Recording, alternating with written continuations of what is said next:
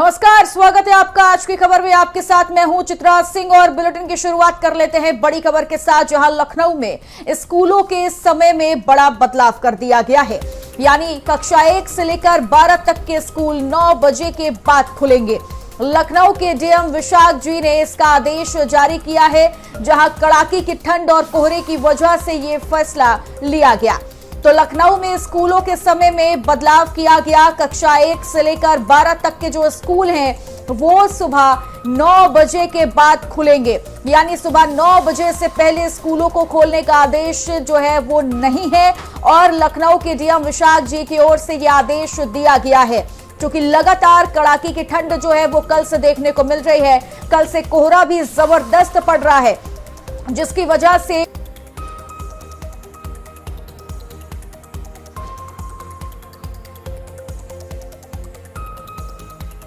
School 9 बजे के बाद खुलेंगे।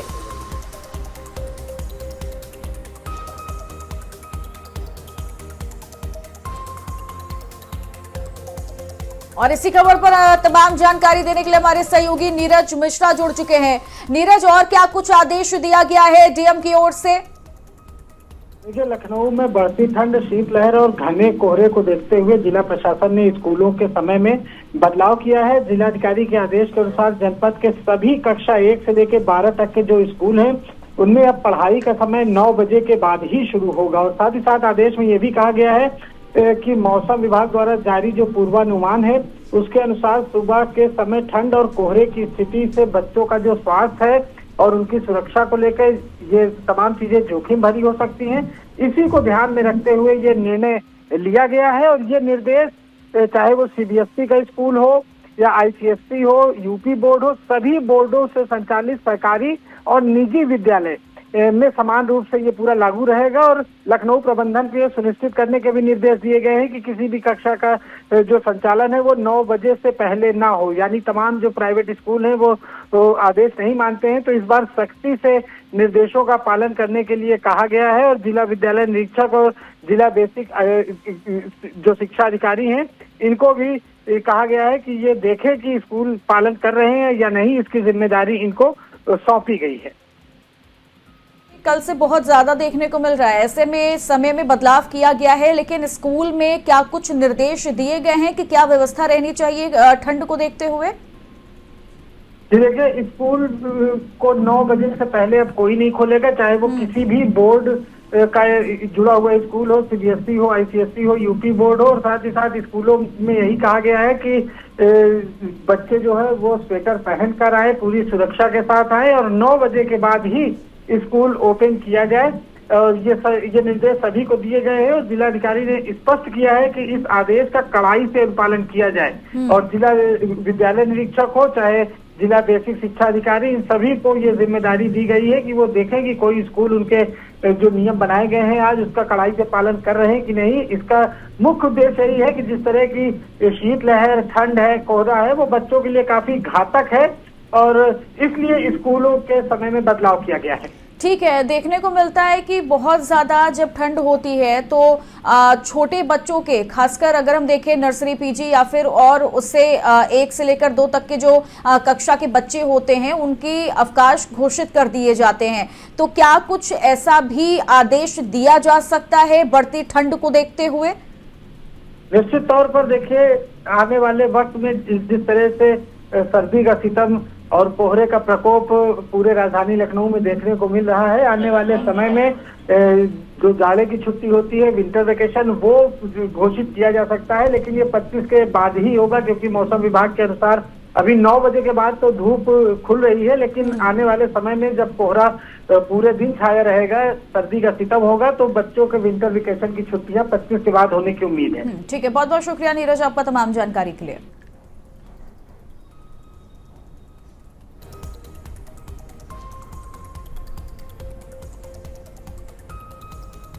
और चलिए आगे बढ़ेंगे, जहां उत्तर प्रदेश के पूर्व डीजीपी को बड़ी जिम्मेदारी मिली है। यूपी शिक्षा सेवा चयन आयोग के चेयरमैन बनाए गए हैं प्रशांत कुमार।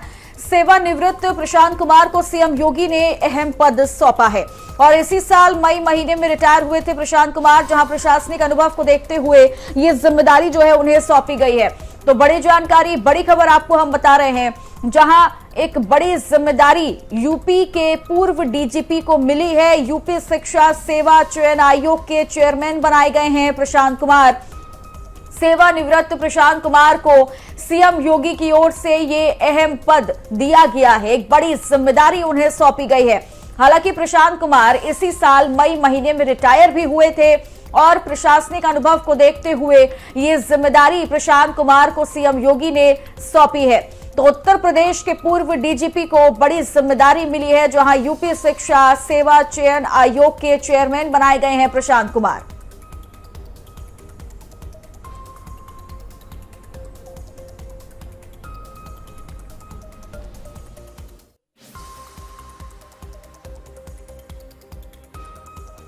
और इसी खबर पर तमाम जानकारी देने के लिए हमारे ब्यूरो चीफ विवेक त्रिपाठी हमारे साथ जुड़ चुके हैं। ये बड़ी जिम्मेदारी प्रशांत कुमार को दी गई है और क्या कुछ कहा गया इस जिम्मेदारी को सौंपते हुए और क्या कुछ अपडेट है इस पूरी खबर पर?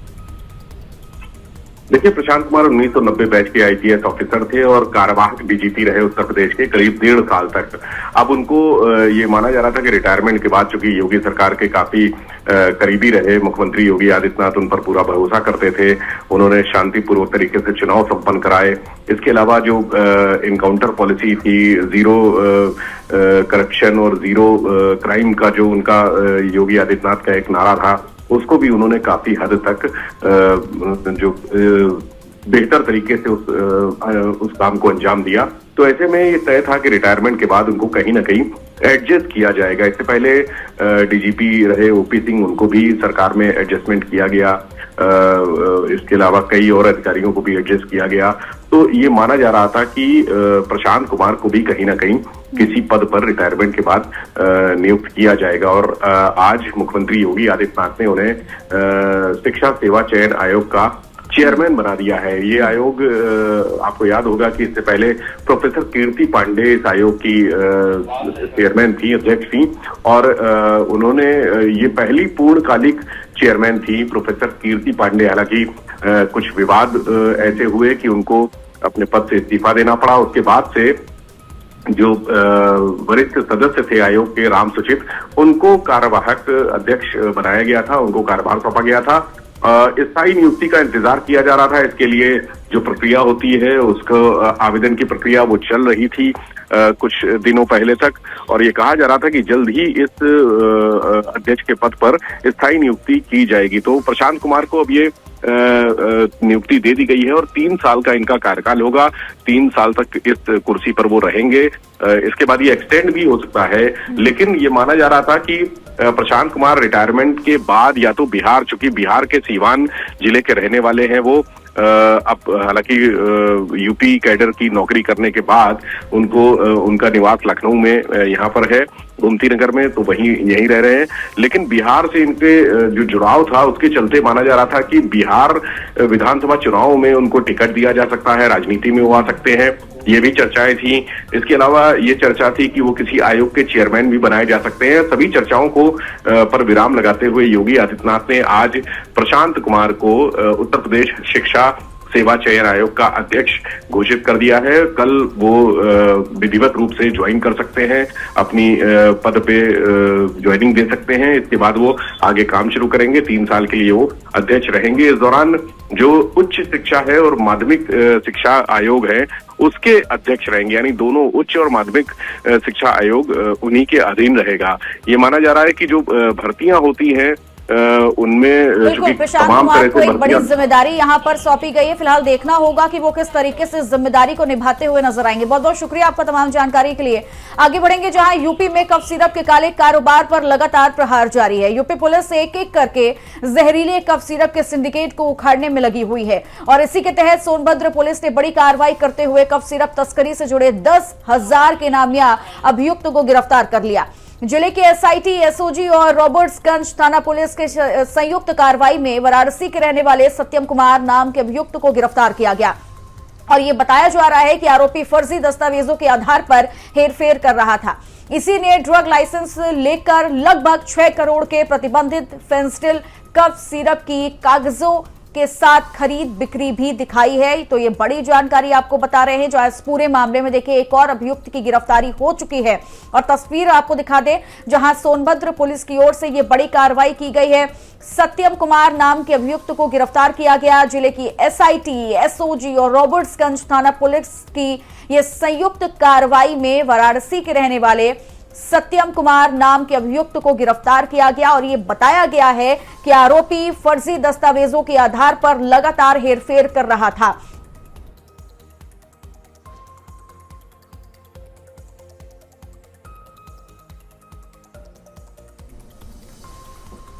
रायबरेली में कोडीन युक्त कफ सिरप मामले में बड़ी कार्रवाई हुई है, जहां मास्टरमाइंड अजय फार्मा के संचालक दिवाकर सिंह को पुलिस ने गिरफ्तार कर लिया है। आपको बता दें कि अजय फार्मा के द्वारा 5 से 6 लाख कफ सिरप की शीशी ली गई थी।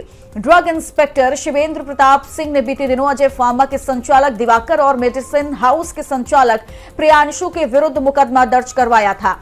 जांच के बाद आज पुलिस ने अजय फार्मा के संचालक दिवाकर सिंह को गिरफ्तार कर लिया, जबकि प्रियांशु अभी भी पुलिस की गिरफ्त से दूर है। इसी के साथ अजय फार्मा के संचालक दिवाकर सिंह के बैंक अकाउंट की जांच पड़ताल की जा रही है और इस पूरे प्रकरण में पर्दे के पीछे भी कई लोग शामिल हो सकते हैं, इसकी भी जांच लगातार जारी है।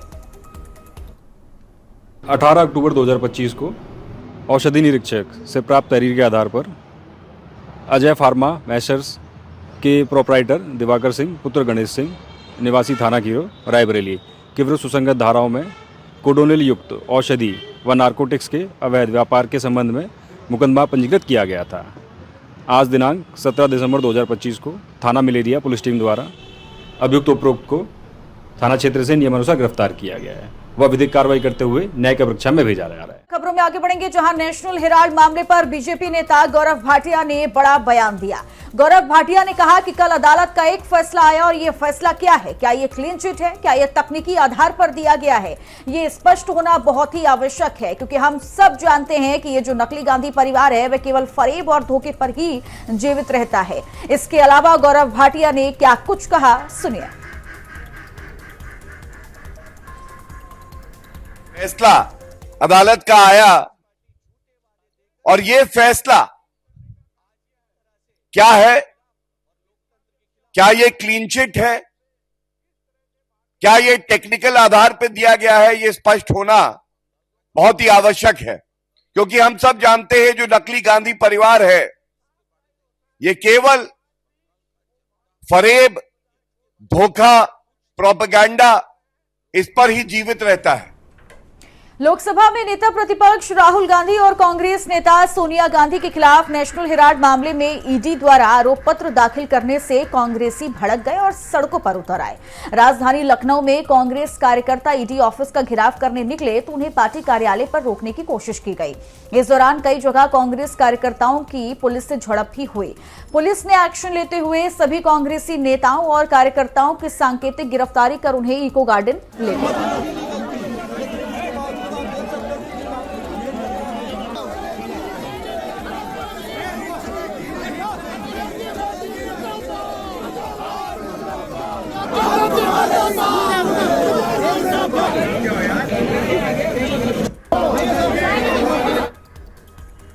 यूपी बीजेपी के नए अध्यक्ष पंकज चौधरी दिल्ली दौरे पर हैं। उन्होंने कार्यभार संभालने के बाद केंद्रीय गृह मंत्री अमित शाह से पहली बार मुलाकात की। दोनों के बीच करीब 30 मिनट तक बातचीत हुई और इस बातचीत में दोनों के बीच पंचायत चुनाव पर चर्चा भी हुई।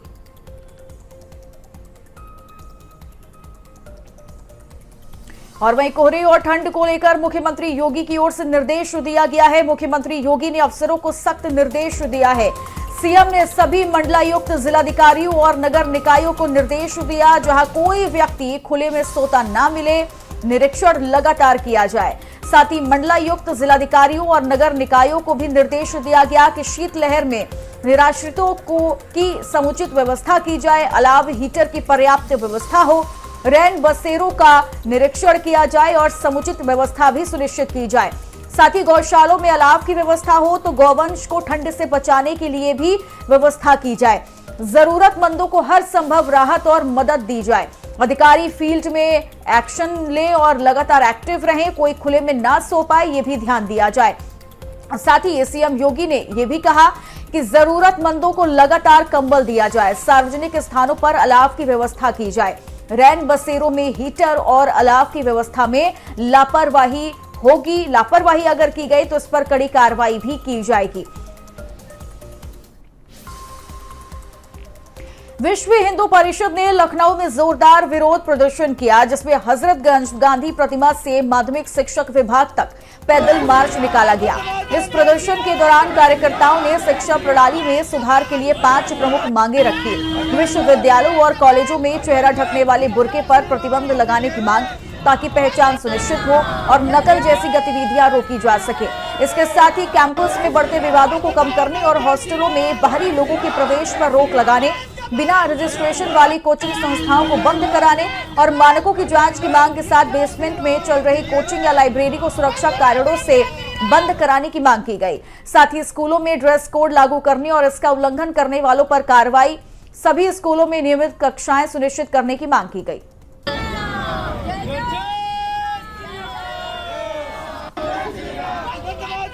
और अब कन्नौज से बड़ी खबर है, जहां पूर्व बीजेपी सांसद सुब्रत पाठक की ओर से बड़ा बयान दिया गया। सांसद ने बीते लोकसभा में मिलीहार पर कई सवाल उठाए हैं और एसआईआर को लेकर के भी उन्होंने बड़ा बयान दिया। कन्नौज में लगभग 3 लाख वोट कटने जा रहे हैं और ये सभी वोट बीजेपी के नहीं है। कन्नौज की 3 विधानसभा में 3 लाख वोट कटने जा रहे हैं। पूर्व सांसद के बयान से अब देखिए हड़कंप मच गया है। एसआईआर अभियान पर हम लोगों ने गंभीरता से अगर इस पर ध्यान दिया, हमने गंभीरता से अगर इस पर ध्यान दिया तो आप याद रखना, समाजवादी पार्टी दूरबीन लेकर भी ढूंढने नहीं मिलेगी। इस एसआईआर अभियान और उनके ताबूत पर अंतिम कील साबित होने वाला है। आपको मालूम है, कल हम लोग लगभग समीक्षा कर रहे थे अपने कन्नौज विधानसभा व कन्नौज जनपद की 3 विधानसभाओं की। हम लोगों के और अब खबर कानपुर से है, जहां किसानों से बिचौलियों द्वारा की जा रही खाद की कालाबाजारी को लेकर लगातार नाराजगी सामने आ रही है। इसी मुद्दे पर आयोजित तोड़ित मक्का विकास कार्यक्रम में शामिल होने एचपीटीयू पहुंचे प्रदेश के कृषि मंत्री सूर्य प्रताप शाही से किसानों ने सीधा सवाल किया। कार्यक्रम के दौरान किसानों ने मंत्री से कहा कि उन्हें खाद सरकारी दर से कहीं अधिक कीमत पर खरीदनी पड़ रही है। इस सवाल पर पहले तो मंत्री ने मामले की जानकारी न होने की बात कही, लेकिन इसी दौरान मौके पर मौजूद कुछ किसानों ने आगे आकर अपनी पीड़ा रख दी। मंत्री के आश्वासन के बाद किसानों ने कार्रवाई की मांग दोहराई और उम्मीद जताई कि जल्द ही कालाबाजारी पर रोक लग पाएगी। वहाँ कोई धान खरीदारी नहीं हो रही है।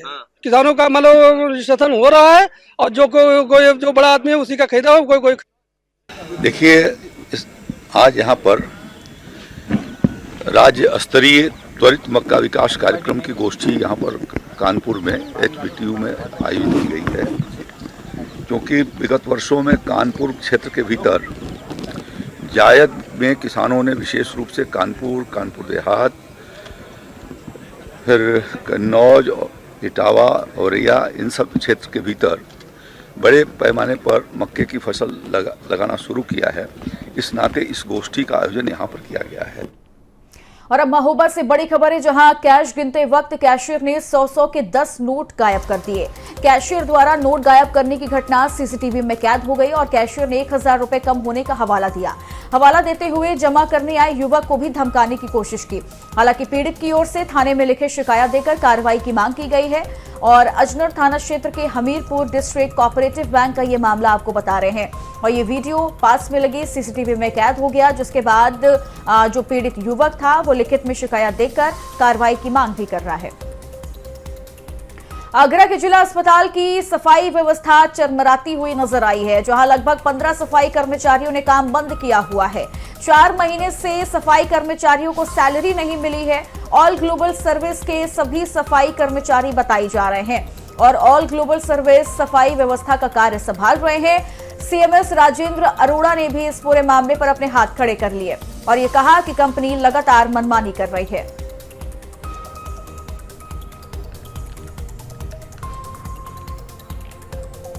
और वहीं उत्तर भारत में कोहरे के साथ ठंड और शीतलहर का प्रकोप जारी है। लखनऊ, आगरा, अयोध्या समेत कई जिलों में सुबह और रात के समय घना कोहरा छाए रहने से दृश्यता काफी कम हो गई है, जिससे सड़क और रेल यातायात प्रभावित हो रहा है। मौसम विभाग का अनुमान है कि 17 से 20 दिसंबर के बीच उत्तर भारत में न्यूनतम तापमान सामान्य से नीचे रह सकता है।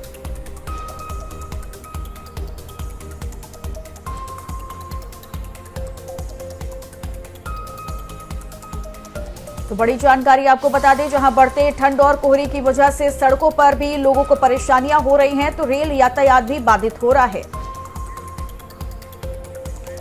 और अब रायबरेली से बड़ी जानकारी, जहां भीषण सड़क हादसा देखने को मिला है। सड़क किनारे खड़े ट्रक से बाइक सवार युवक टकरा गया, जिससे युवक की देखिए दर्दनाक मौत हो गई है। एचडीएफसी बैंक में कलेक्शन डिपार्टमेंट में ये मृतक कार्यरत था और पुलिस ने शव को पोस्टमार्टम के लिए भेज दिया है। पूरा मामला जगतपुर थाना क्षेत्र के बाईपास स्थित बैंक ऑफ बड़ौदा के पास का है।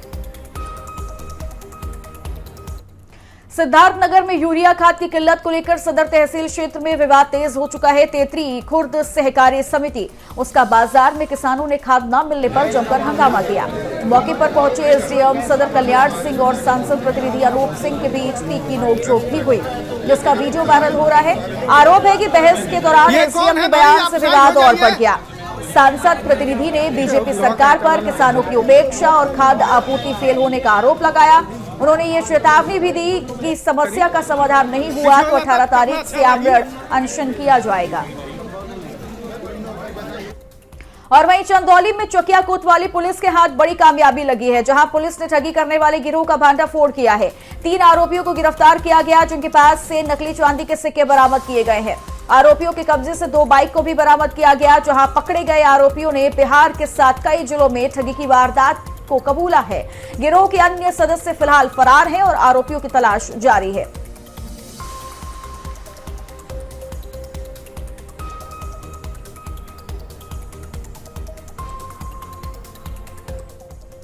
फर्रुखाबाद में मुस्लिम महिला ने सनातन धर्म अपना लिया है। मुस्लिम महिला शीबा अंसारी से सृष्टि बन गई है। तलाकशुदा महिला शीबा अंसारी ने तलाक के बाद हिंदू युवक से शादी कर ली है। मुस्लिम तलाकशुदा महिला ने सहमति से सनातन हिंदू धर्म अपनाया। 5 साल पहले महिला का मुस्लिम युवक से निकाह हुआ था और शादी के बाद पुत्र जन्म के बाद तलाक दिया। ये फतेहगढ़ कोर्ट परिसर में ये शादी हुई है और तस्वीर भी आपको हम दिखा रहे हैं शादी के दौरान की।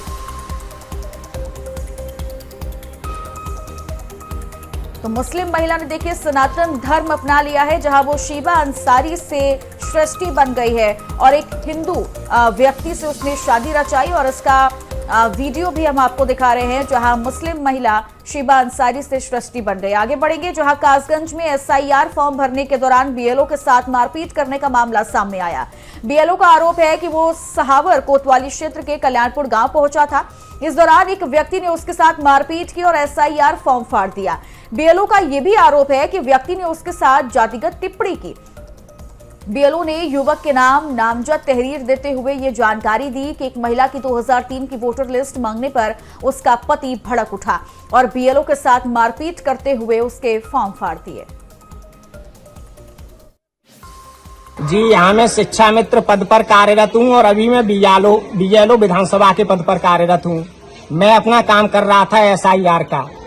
अनुज सन ऑफ रमेश चंद्र पचौरी आए, मैंने उनकी पत्नी का दिव्या का मांगा। एसआईआर में जो काम चल रहा है 2003 की रिपोर्ट मांगी उनके माता पिता की। मैं पहले भी 2-3 दिन पहले भी कह चुका हूँ, जब आता हूँ बच्चों से या कॉल करके कि अरे दे दूंगा, नहीं मिल रही, वो मिल रही, मुझसे बोले अरे हमें वोट नहीं देना, हमारा राशन भी नहीं चाहिए, कट जाए। अरे मैंने की भैया ऐसे काम कैसे चले, हर काम की समय सीमा होते, डेट होते, आप तो ऐसे टालते रहोगे कि बाहर में जाए वोटर लिस्ट उठा के फाड़ दी। और इन्हीं खबरों के साथ इस बुलेटिन में इतना ही। आप देखते रहिए आज की खबर। नमस्कार।